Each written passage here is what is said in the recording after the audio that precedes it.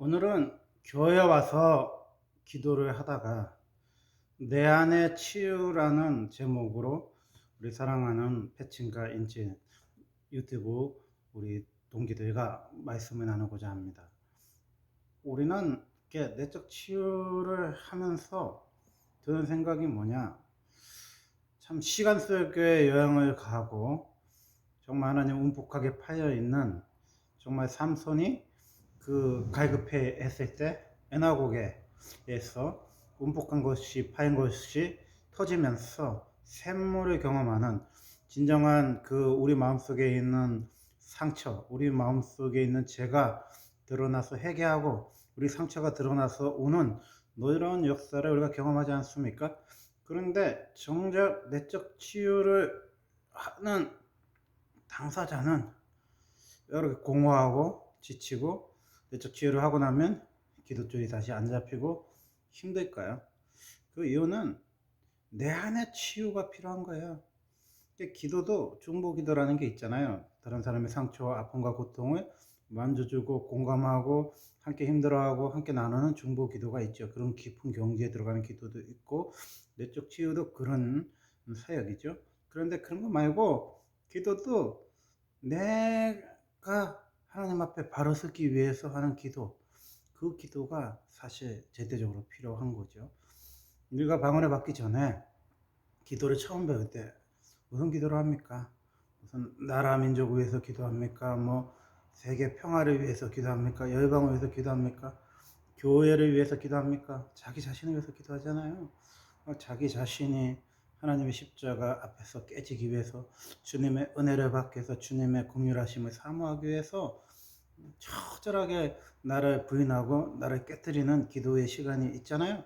근데 사역을 하다 보면은 정작 많은 사람을 위해서 울고, 또 병자, 시한부 인생, 또 앞이 안 보이는 분들, 또 많은 고통받는 사람들을 위해서 기도를 해요. 그리고 정작 눈물도 나고 하나님 부어주신 경험하죠. 근데 자기 자신을 위해서 기도하냐? 자기 자신을 위해서 진정으로 자기 자신의 그 연약함이나 부족함을 위해서 눈물을 기도하냐? 그 기도가 굉장히 많이 약해져 있어요. 그리고 내적 치유도 마찬가지죠. 다른 사람을 위해서 하는 내적 치유 필요하죠. 그러면 제가 마음이 어렵고 힘들 때는 누구한테 가서 또 내적 치유를 받겠습니까? 어떻게 보면 내가 나를 내적 치유하는 시간이 필요한 거죠. 내 안에 나를 치유하는 시간이 있어야죠. 그 치유의 시간이 없는 사람은 늘 빈 껍데기 갖고 공허할 수밖에 없는 나를 발견합니다. 목사가 돼서 가장 좋은 점이 있다면 하나님의 말씀을 매일 전할 수 있고, 또 일터가 기도하는 게, 하루에 3번씩 기도하는 게 일터 아니겠어요? 기도의 시간을 확보해서 기도하고 말씀 연구하고 말씀 묵상하는 게 삶이어서 좋은 점이 있죠.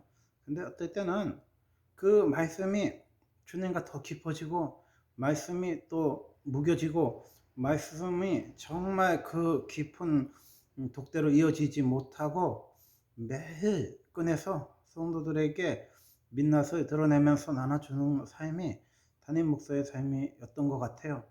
부교육자 때는 이런 목사님의 사랑을 많이 받고 수요 예배나 금요 기도에 새벽 예배를 도맡아서 설교하는 교회도 있었지만, 또 어떤 교회는 그냥 부서에서 주일학교 예배 외에 차량 운행하고 잡일 외에 정말 제대로 교회에서 수요 예배, 주일 저녁 예배, 새벽 예배 설교를 거의 안 하고 거의 해본 적 없이 막 1년 가까이 그렇게 섬기는 교회들도 있잖아요.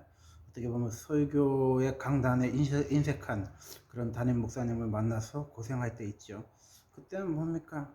정말 설교를 한 번만 시켜주면, 한 번만 내가 그 강단에서 말씀을 전할 수 있다면 얼마나 좋을까 하는 마음이 있죠.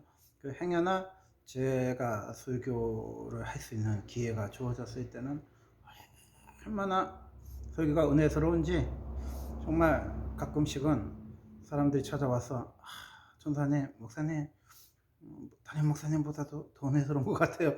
그런 소리를 들을 때 어쩌할 때도 있었죠. 근데 제가 담임 목사가 돼 보니까 그 말이 뭔지 알 것 같아요. 담임 목사님이야 매일 설교를 하니까, 하루에도 3-4 번씩 설교하니까 더 보여줄 것도 없고 성도들이 더 기대할 것도 없고 더 숨길 것도 없어요. 정말 담임 목사님의 영성을 따라갈 부격자가 사실은 어디 있어요. 담임 목사님만큼 기도 많이 하고 성도 사랑하는 사람이 사실은 어디 있습니까? 근데 단점은 그 좋은 말씀을 묵이는 시간은 없는 것 같아요. 너무 은혜로운 말씀을 깨달아지면 그거의 부교육자 때처럼 묵여서 2년 된 묵은지 3년 된 묵은지도 가끔은 나눠줘야 되는데, 조금 담그자마자 배추가 숨도 죽기 전에 또 꺼내가지고 성도들한테 설교를 하고 또 설교를 하고 또 설교를 하는 그런 인생을 살다 보니까 참 아쉬운 것 같아요. 그래서 사람이 참 부교육자 때는 너무 설교를 안 해서 힘들고, 담임 목사가 되면 너무 설교를 많이 해서 힘들고, 또 부교육자 때는 여쪽 치유 받으러 온 사람이 없어서 힘들고, 담임 목사가 되면 너무 많이 사역을 하다 보니까 지치고. 그래서 다시 초심으로 돌아가면은 내 안에 내적 치유가 필요한 것 같아요. 나를 돌아보는 시간, 나를 만져주는 시간. 내가 주님 앞에 독대하면서 울어본 경험이 없으면 사역으로 내적 치유를 하게 되잖아요. 그러면 내 몸은요, 머리부터 발끝까지 황폐해질 수밖에 없는 것 같아요. 주님이 만져주셔야 되는 것 같아요. 오늘 하루도 저와 여러분이 주님 만져주시기 바랍니다. 주님의 사랑의 속에 거하기를 원합니다. 날마다 하루하루를 주님과 함께 걸어가고 주님과 함께 동행하고 주님의 임재 속에서 오늘 하루도 살아가는 저와 여러분이 됐으면 좋겠습니다. 저도 주님이 많이 만져줬으면 좋겠어요. 주님이 저를 치유해 주셨으면 좋겠어요. 주님이 오늘 또 내 인생의 주인이 되어 주시고 나의 삶의 남편이 되어 주셨으면 좋겠습니다. 감사합니다.